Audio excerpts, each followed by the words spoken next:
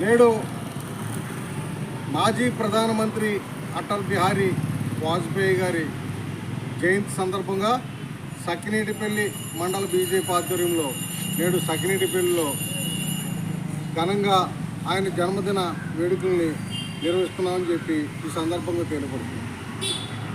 అటువంటి ప్రధానమంత్రి ఈ రోజున సుపరిపాలన అనేది ఏమిటో ఆయన చూపించి భారతదేశంలో ఆ పరిపాలన అందించే విధంగా నరేంద్ర మోడీ గారికి ద్వారా ఈ రోజున భారతదేశంలో అంత అభివృద్ధి సంక్షేమ ఫలాలు అందిస్తున్నారని చెప్పి ఈ సందర్భంగా తెలియపడుతుంది.